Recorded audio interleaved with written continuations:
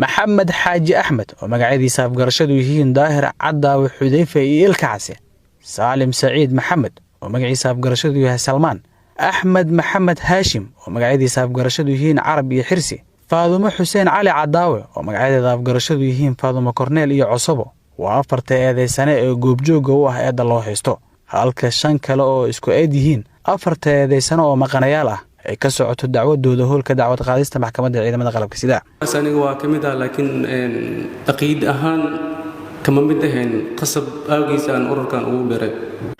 midkoodna ma diidana kamid ahaanshiyaha al-shabaab laakiin maxamed xaaji waa maskaxda kooxda dhinac fadhida ma ahan kuwan kaliya waxa uu hagid iyo dilwadareed la fuliyay kuwa la geeyay fagaaraha cadaaladda iskool booliisiya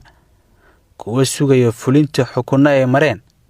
iyo kuwa la doondoonayo oo ay hayaan xogtooda hay'adaha amniga sida booliiska iyo sirdoonka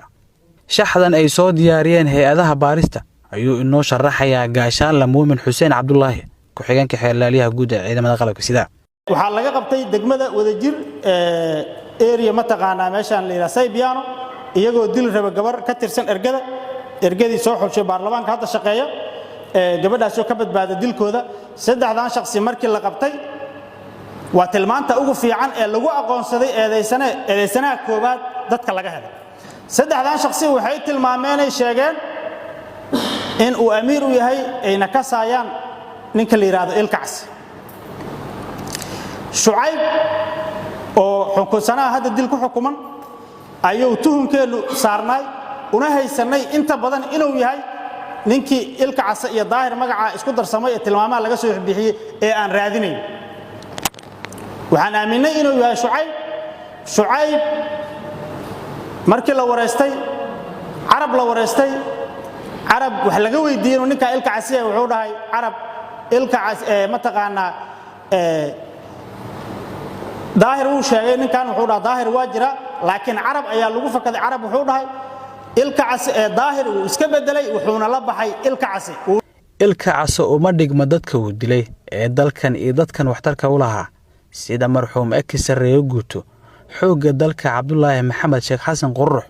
oo la dilay 24 bishii 9 2017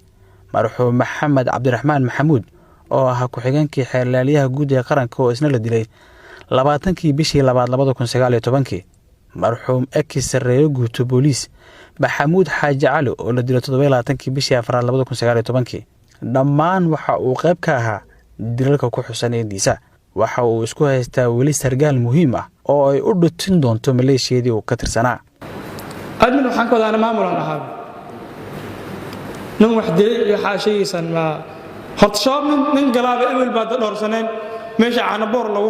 meesha lagu qaybay dad nin shoob waxbuu soo dilay urur jabhadaysan wax laayo qof walba soo galan waxa ogtiin inuu wax soo geystay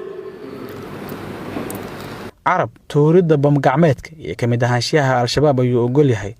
laakiin waxa uu iska dafirayaa dilka marxuum Cumar Maxamed Abikar taariikhdu markay ahayd 10 bishii 8 2016 iyo inuu ka qayb qaatay dil uu eedaysanaha koowaad u geystay adeerkii soo koriyay marxuum Sareeyo Guuto booliis Ismaaciil Axmed Cismaan Markiyeelo 28 bishii 10 2016 Saalim waa madaxa gaadiidka fudud sida mootooyinka iyo bixinta biilasha maleeshiyada uu ka bixin jiray akoonkiisa gaarka ah uu diidan yahay kabtan marxuum Cabduqaadir Daahir Diiriye oo ka tirsanaa asluubta inuu ka qayb qaatay dilkiisa 16 bishii 1 2018 Faadumo Korneel ayay u yaqaanaan kooxdan waxa ay haysatay fursad ka duwan eedeysanayaasha kale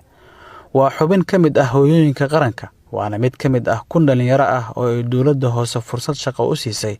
in dalka ay ugu adeegaan farsamadeeda gaarka ah waa istusida kuwa wax dila iyo wiilka ama gabadha la qorsheeyay in nolosha loo aqoonsado ee ka tirsan weelka dawladnimada xeerlaaliyaha guud ee ciidamada qalabka sida General Cabdullaahi Buule Kamey ayaa maxkamadda weydiistay eedeysanaha koowaad waxa uu ahaa wax lagu qiyaaso miqyaas lagu qiyaaso halbeeg ma laha dambiyada jariimooyinka ummadda uu ka galay ma jiro waa dilaa arxan dalan waxaa nasiib darro ah hadda ka hor inta la soo qabtay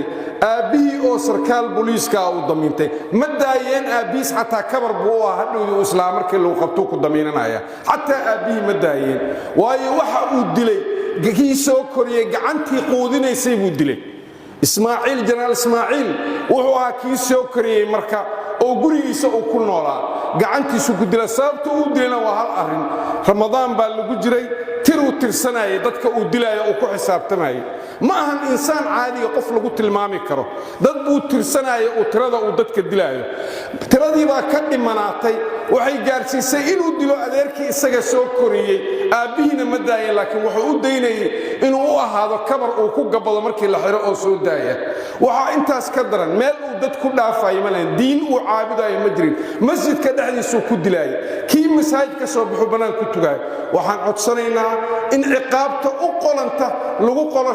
lagu xukumo oo dil toogasha qareennada u doodaya eedeysanayaasha ayaa maxkamadda weydiistay in lagu xukumo ciqaab u dhiganta inta ay fadhiga maxkamadda ka hor caddeeyeen waxa ay sidoo kale weydiisteen garsoorayaasha inaan loo ciqaabin eedda ay soo diyaariyeen hay-adaha baarista iyo xafiiska xeerlaaninta ciidamada qalabka sida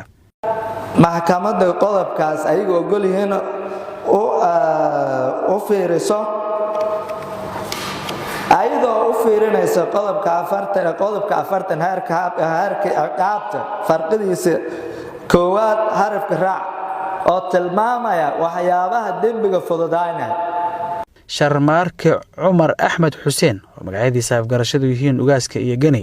axmed faarax iidle oo magacyadiisa afgarashadu yihiin shuuriye iyo madoobe nuunow cabdiraxmaan mustafa cabdulaahi oo magaciisa afgarashadu yahay mooryaanka